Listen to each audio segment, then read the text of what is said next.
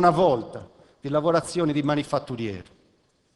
Questo è quello che ha fatto la Regione a fine dicembre del 2006, quindi ancora pochi mesi fa.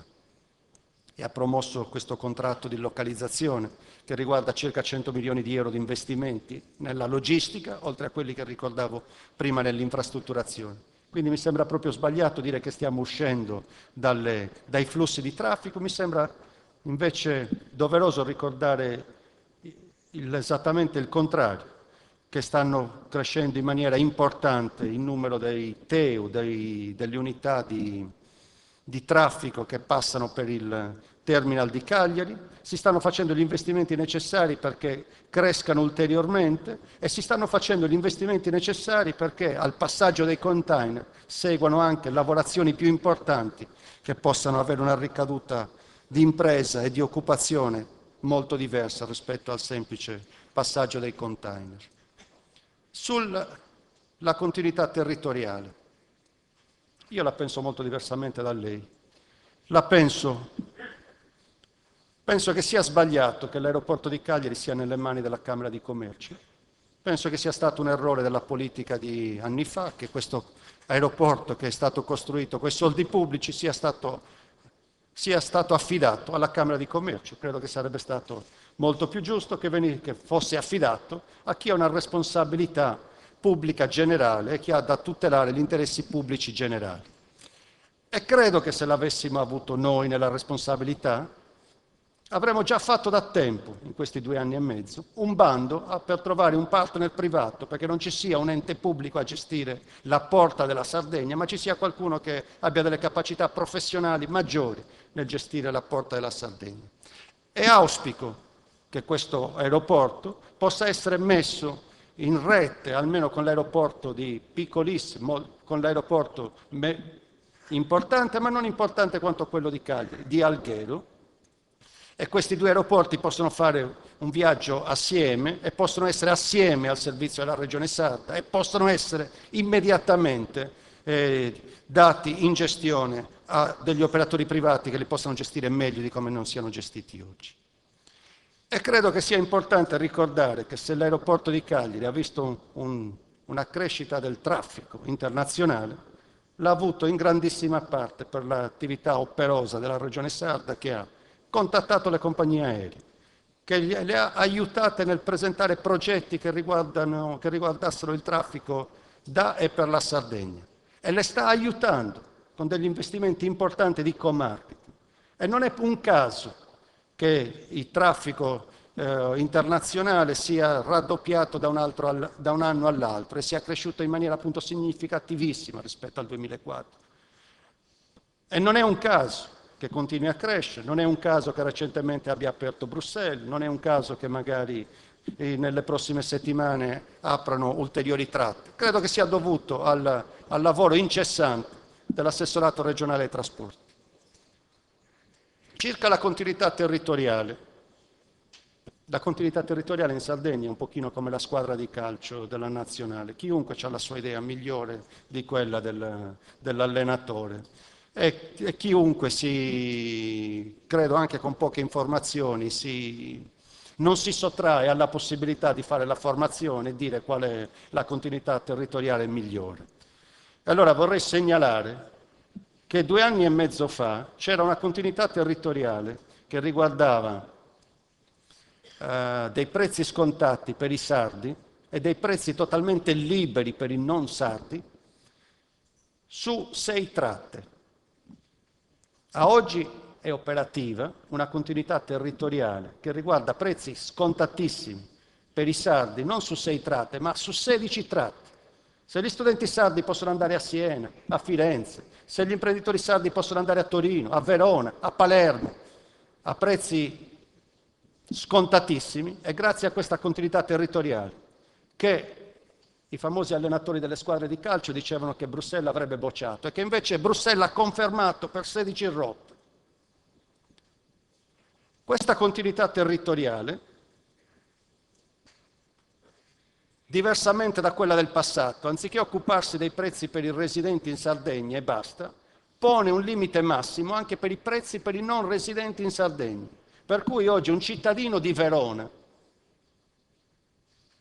che volesse venire in Sardegna nel fine settimana spende molto di meno a venire a Cagliari di quanto spende per andare a Catania o per andare a Palermo, o per andare a Napoli o per andare in un'altra meta del sud ed eventualmente in competizione rispetto alle mete turistiche della Sardegna. Questa è la continuità territoriale. Ora l'Unione Europea ci ha detto, bellissima, va bene, però togliete dal sistema degli scali aeroportuali di Roma e di Milano l'aeroporto di Ciampino e di Malpensa. Quella era la posizione della nostra regione dal primo giorno. Questa è la proposta della nostra regione alla conferenza di servizi dal primo giorno, ma la regione è anche in un sistema istituzionale più vasto ed è stato ENAC che non divideva Ciampino da Fiumicino.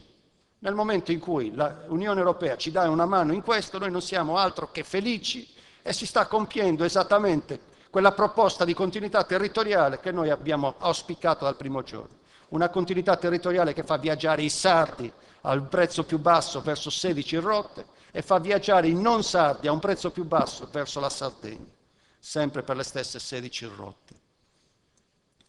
Qualche allenatore delle squadre di calcio dice che è meglio la liberalizzazione. È possibile, anche il mercato, anche i voli per Londra sono liberalizzati e si dice che sono sufficientemente a basso costo.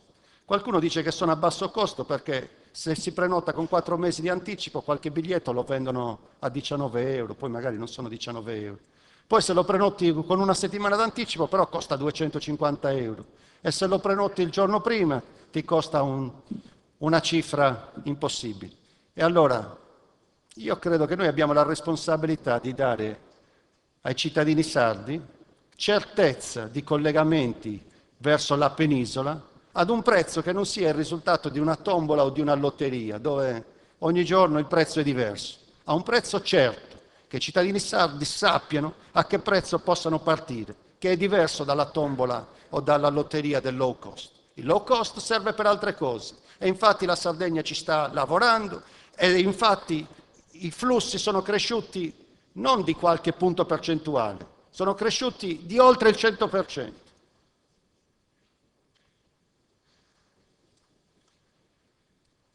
Verso la penisola si viaggia, ma si viaggia a condizioni certe. E ora si viaggerà a tariffe di low cost verso Ciampino e verso Malpensa, non appena l'ENAC li toglierà dal sistema portuale di Roma e di Milano.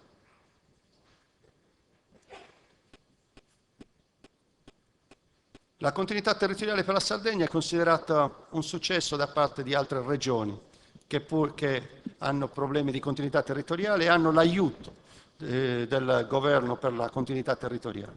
È considerata un fatto innovativo in Europa rispetto al modello corso. In Sardegna continuiamo a fare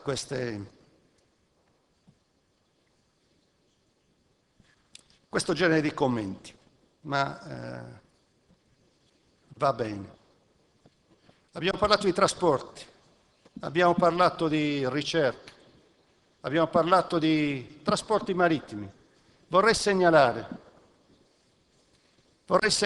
che non è una responsabilità di questa regione il fatto che esista la Tirrenia e che esista nel modo in cui esiste e con il disservizio che dà.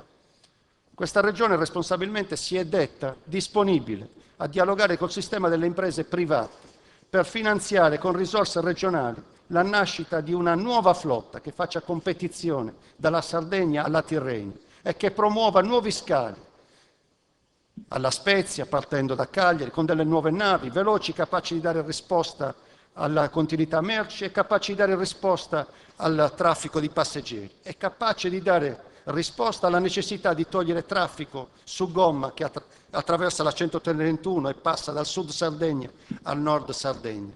E questa regione ha fatto una cosa importante sulle autostrade del mare. Laddove c'era una legge che ci tagliava fuori, è stato confermato nei giorni scorsi, credo 2 settimane fa, come sulle nuove tratte le agevolazioni delle autostrade del mare, quindi un abbattimento del 30% sul costo del trasporto delle merci, sia autorizzato anche alle merci che partono dalla Sardegna. E siamo in attesa.